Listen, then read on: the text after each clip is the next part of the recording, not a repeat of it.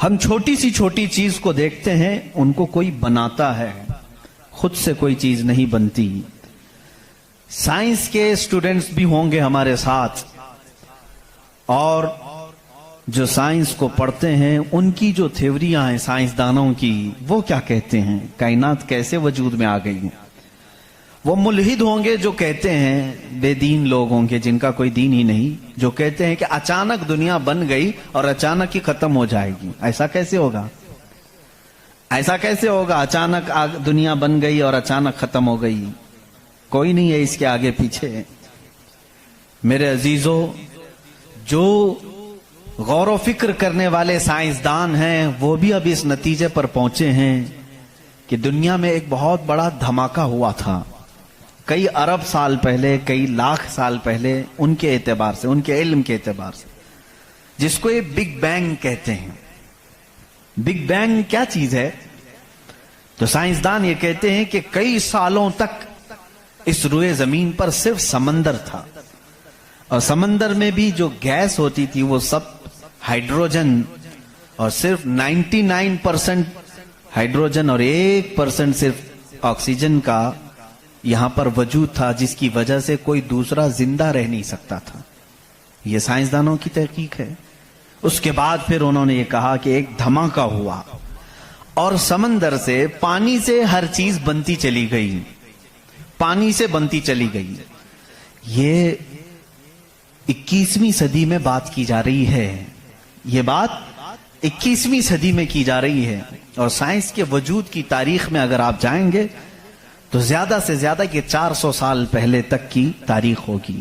16ویں صدی میں، 17ویں صدی میں، 17ویں سینچری میں سائنس کی کچھ نہ کچھ چیزیں ایجاد ہونے لگی، جس کو آج ہم سائنس کہہ رہے ہیں۔ اور قرآن میں مولا فرماتا ہے وَجَعَلْنَا مِنَ الْمَاءِ كُلَّ شَيْءٍ حَيٍّ، ہم نے ہر چیز کو پانی سے بنایا ہے۔ یہ رب تعالیٰ فرما رہا ہے، اس کا قرآن عظیم گواہی دے رہا ہے۔ قرآن کس زمانے میں اترا وہ بھی آپ کے ذہن میں ہونا چاہیے۔ کس زمانے میں قرآن آیا ہے یہ بھی آپ کے ذہن میں اچھی طرح سے فٹ ہونا چاہیے، تاکہ اب سائنس کی تحقیقات اور اس زمانے کو میچ کر کے دیکھ سکیں آپ۔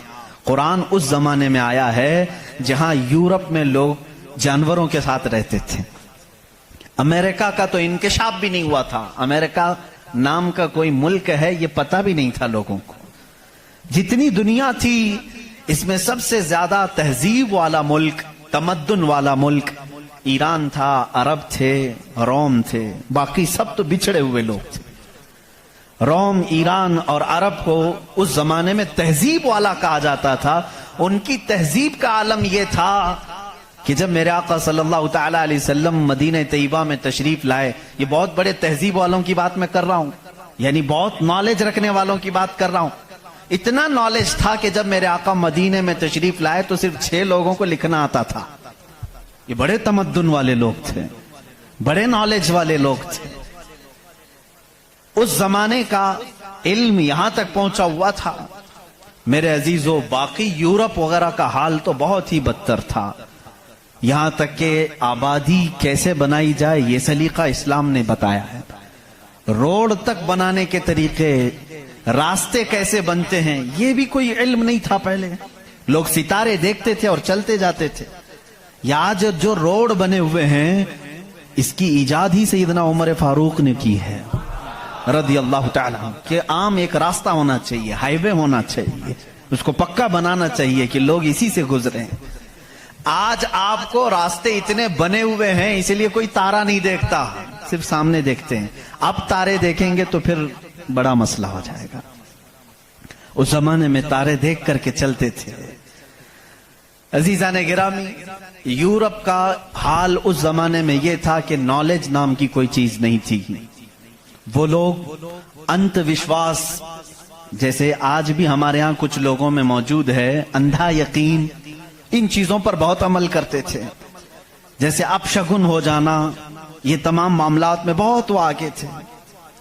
حتیٰ کہ بیماریوں کو بھی وہ بیماری نہیں سمجھتے تھے۔ جیسے آج یورپ جادو ٹونے پر یقین نہیں رکھتا، ہر چیز کو بیماری کہتا ہے، اس زمانے میں ہر بیماری کو وہ جادو سمجھتے تھے، شیطان سمجھتے تھے۔ बीमारी का उनको इदराक भी नहीं था। इस्लाम में जो फुकहा पैदा हुए, जो अतिब्बा पैदा हुए, जो साइंसदान पैदा हुए, उन्होंने बीमारी के मुतालिक बहुत सारे तहकीकात पेश किए। सिर्फ ये बात मैं अर्ज करना चाहूंगा कि कुरान उस जमाने में नाजिल हुआ है जब इल्म का वजूद ज्यादा नहीं था लोगों के पास, इतना कि कोई इक्का दुक्का लिखना जानता था। और किस पर नाजिल हुआ ये भी आपके जहन में होना चाहिए। दो चीजें दिमाग में रखें, उसके बाद फिर मैं कुरान की आयतें पढ़ता हूं। एक, माहौल ऐसा है, साइंस का वजूद नहीं, इल्म का वजूद नहीं, इल्म नाम की चीज ही नहीं थी लोगों के पास, और जिस पर नाजिल हुआ वो ऐसा रसूल है जो किसी का शागिर्द भी नहीं, कोई उस्ताद नहीं, मुहम्मदुर रसूलुल्लाह सल्लल्लाहु तआला अलैहि वसल्लम। उन पर कुरान नाजिल हुआ, ऐसे माहौल में नाजिल हुआ जब कोई इल्म जानने वाला नहीं था। और जिस पर नाजिल हुआ वो किसी यूनिवर्सिटी से पढ़ा, किसी कॉलेज से पढ़ा, किसी मदरसे से पढ़ा हुआ रसूल नहीं। उस रसूल का मुअल्लिम और उस्ताद सिर्फ खालिक कायनात है। जिब्राइल अलैहिस्सलातु तस्लीम का भी सिर्फ इतना काम रहा है, जो रब ने हुक्म दिया उतना ही पहुंचा दिया।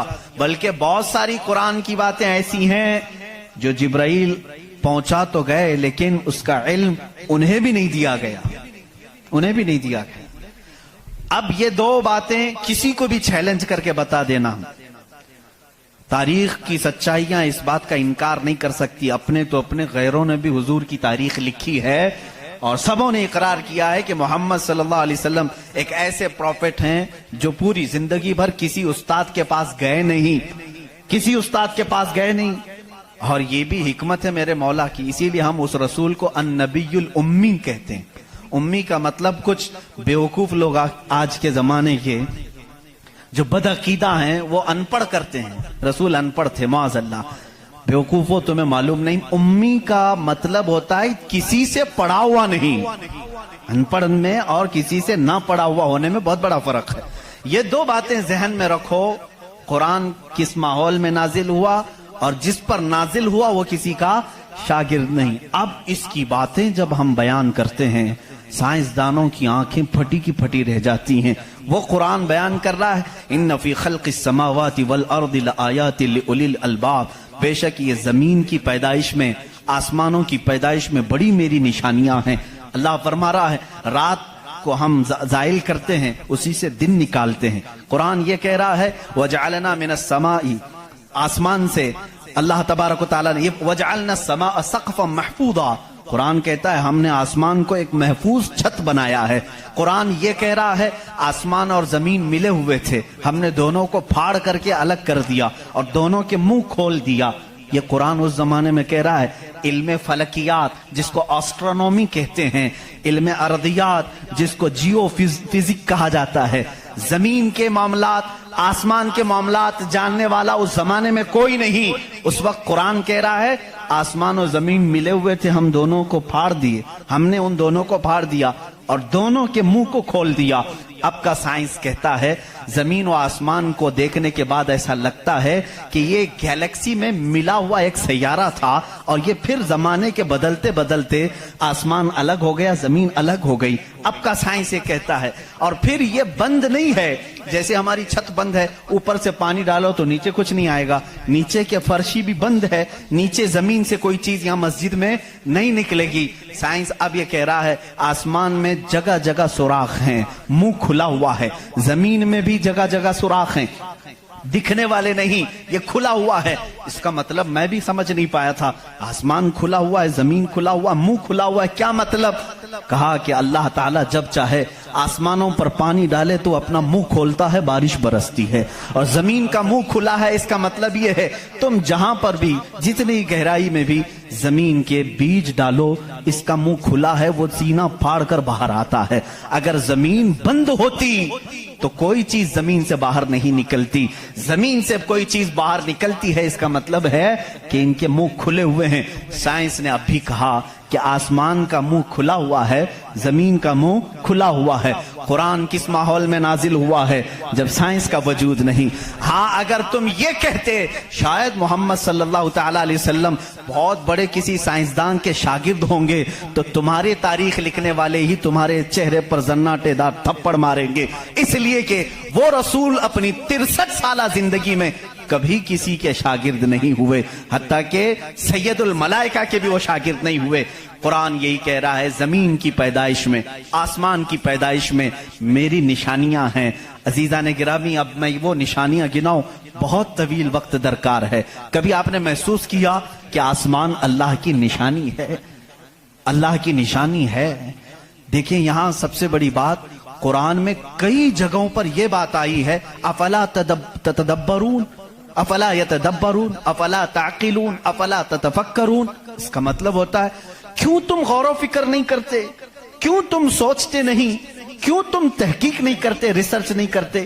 رب تعالیٰ بار بار یہ فرما رہا ہے. یہ کس کے لیے ہے؟ میں ان لوگوں کے لیے کہتا ہوں جو ایک خدا کو چھوڑ کر کروڑوں کے سامنے جھک رہے ہیں. میں ان سے کہتا ہوں تم سوچتے کیوں نہیں؟ کون ہے تمہیں پیدا کیا ہے؟ کون ہے جو تمہیں بنایا ہے؟ قرآن دعوت دے رہا ہے ان کو سوچنے کی. میرا یقین یہ کہتا ہے جو بھی انسان اس کائنات میں ہے اللہ نے اسے اتنی عقل ضرور عطا کی ہے کہ اگر وہ سوچنے پر آ جائے تو اپنے رب تک ضرور پہنچے گا. اگر وہ غور و فکر کرنے پر آ جائے تو جھوٹے خداؤں کو چھوڑ دے گا.